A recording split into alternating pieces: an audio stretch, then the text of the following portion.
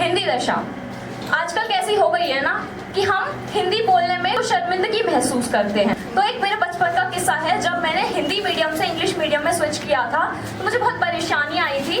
तो मैं अपनी सहपाठी के साथ बैठकर एक गणित का सवाल सॉल्व कर रही थी, तो उसमें एक जरूरत पड़ी 8 का पहाड़ा पढ़ने की।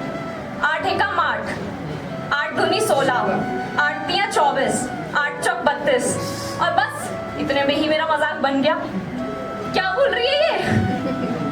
इसे तो टेबल भी नहीं आते। और फिर क्या होना था, मैं इंग्लिश के टेस्ट में फेल हो गई, लेकिन हाँ हिंदी मैंने टॉप की थी। और दोस्ती बनाने में भी मुझे थोड़ी मुश्किलें हुई। तो कुछ ऐसा लिखा है कि हिंदी दशा, इसमें मैंने हिंदी का मानवीकरण करके अपनी बात रखी है, तो ध्यान से सुनिएगा कि कुछ प्रश्न कुछ तथ्य मैं आपसे पूछना चाहती हूँ।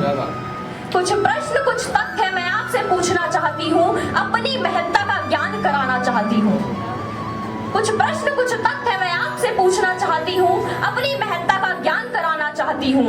कुछ वाक्य मेरे आज आपके कटाक्ष में होंगे, परंतु जो भी होंगे सत्य मूल वचन होंगे।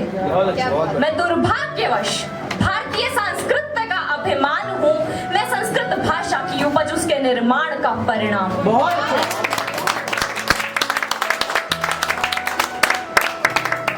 पहले अपने परिचय से अवगत कराना जरूरी था, क्योंकि अब तो मैं आपके द्वारा बिसरी हुई व्यर्थ वस्तु के समान हूँ।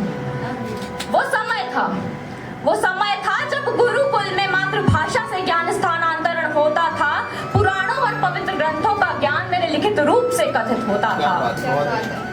वैज्ञानिक विश्व का जागृत रूप मेरे भाष्य रूपी गुण का परिणाम है। ऋषियों मुनियों द्वारा की गई वेद रचनाएं मेरे बिखरे वर्णों को संजोकर हुई, मुझे इसी बात का अभिमान। ये बातें व्यर्थ नहीं कह रही मैं, ये बातें व्यर्थ नहीं कह रही मैं, हर वचन में सत्य विद्यमान है। कई वैज्ञानिक सिद्धांतों का जन्म स्थल हिंद देश को कीर्तिमान था, लेकिन वो तर्क छीनकर अंग्रेजों ने किया वो अपने नाम था।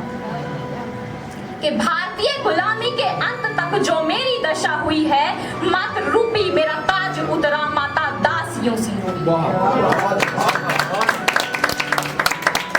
दिन प्रतिदिन बहिष्कार की आदतन बन जाने को मजबूर हूँ, अपने विलोचन की लाचारी को भी क्या दोष दूं, जब मेरी स्वार्थी पीढ़ी द्वारा ही मेरे अंत का प्रावधान है, मेरे अंत का प्रावधान है। बहुत बहुत धन्यवाद।